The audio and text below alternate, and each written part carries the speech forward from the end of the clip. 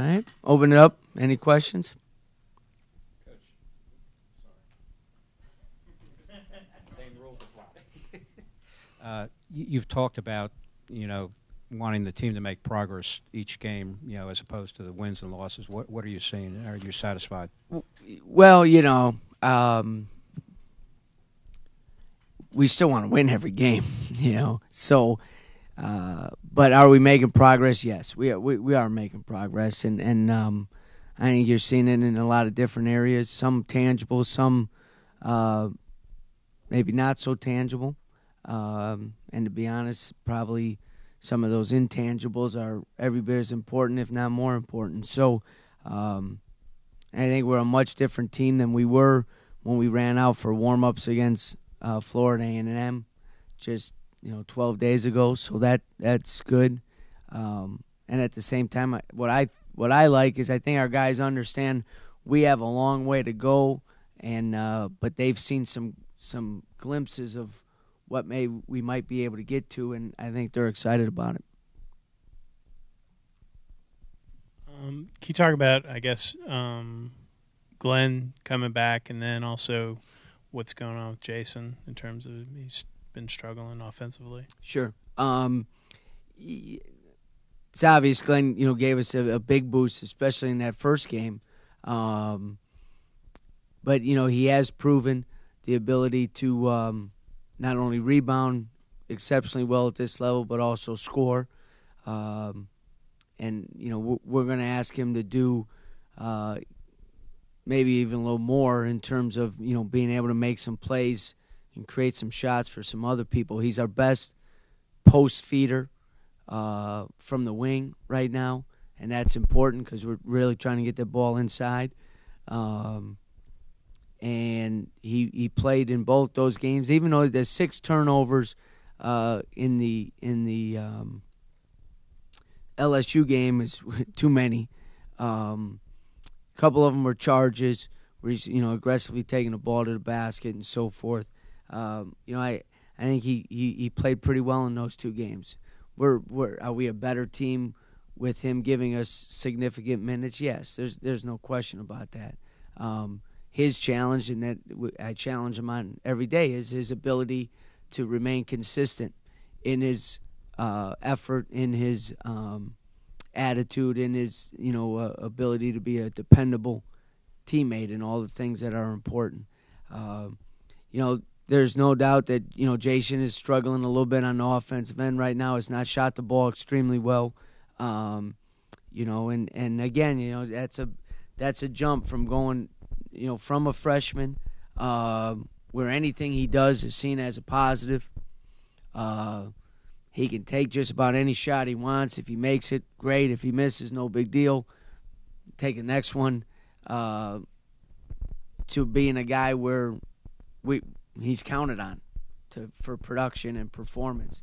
And sometimes that transition is difficult for young players, and we just got to help him through it. He's an important part of this team, an important part of our, what we're trying to build, and so we just need to stick with him and put him in some more situations where he can get some success.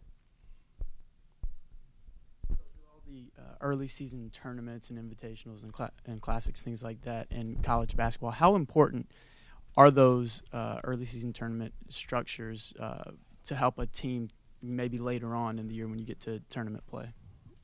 It's a good question because the negative with those is the amount of games that you play in such a short period of time.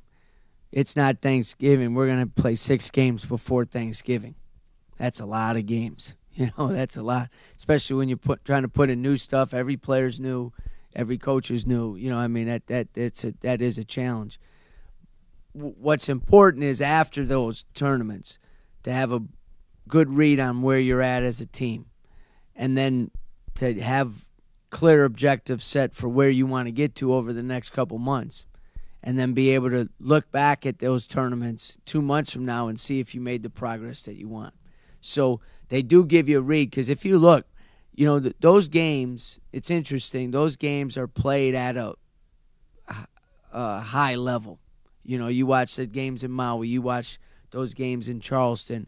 Those are, you hear all the time that they have a February, March feel to them, Now there's a lot of mistakes being made because no one is at that level of play yet, but the intensity level and all that is pretty high, and so you get a pretty good read on if your team is going to have some of the things that you need to compete at that level in league play in particular.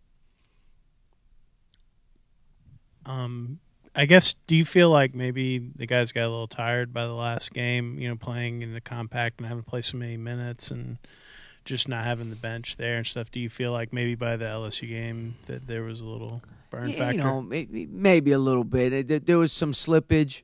I attribute the slippage more to lack of being able to practice, and everything has been new to the guys. And so there's going to be, even if it's not new, there's game slippage.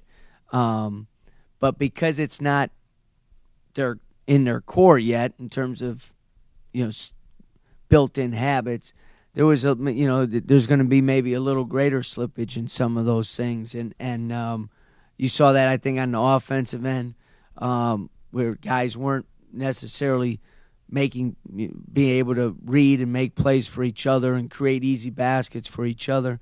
And you saw it on the defensive end as well. With all that being said, I do think there was a little bit of a fatigue factor. But I thought our guys physically through the 3 games, in terms of the physicalness of the games and all that, I thought they handled themselves pretty well. LSU is as big and as athletic as any team that we'll face. We were able to out-rebound them, and so that was a good sign for things to come, I hope. Brian, Siena has, in the first 3 games, played a short bench, made predominantly 6 players. Can you take advantage of that with the pace of the game? They have the one player out, Wignut, something like that. I don't know how he says his name. Wignut. He's out with, it's not a concussion, but it's a head injury. So, yeah, they have, I think they played 7 players last night against St. Bonaventure. Obviously, the pace that we want to play at has the ability to wear some opponents down. I'm just not sure we're as effective playing at that pace right now for 40 minutes. We still want to push the ball, look to get the ball inside, attack in transition, but we're not able to put the defensive pressure in a full court to maybe, what we need to do is wear people out physically by our intensity on the glass, our screening, our movement on offense, and always kind of being there defensively right now. So, if we can get some, offensive rebounds on some misses, that's done a good job of. We've used that to wear some people down a little bit. You mentioned a minute ago about looking at Maui and other tournaments and trying to get a sense of where your team might fit in. What have you learned, and what do you think in that regard?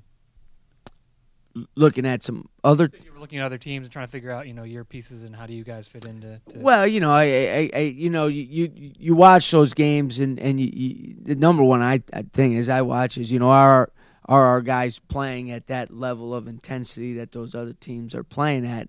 That was the one thing I noticed. In Charleston, I said, man, they got a lot of teams out here that are playing extremely hard and really doing a lot of good things. And I think I said that prior to the tournament, that there are some teams in there that were on the cusp of having really good seasons. And after watching Charleston, it was only confirmed. So I like that. In terms of a comparison, I like the effort and intensity our guys are playing at. But at the same time, we got a long way to go in that consistency and also utilizing that to tighten up some other areas of our game.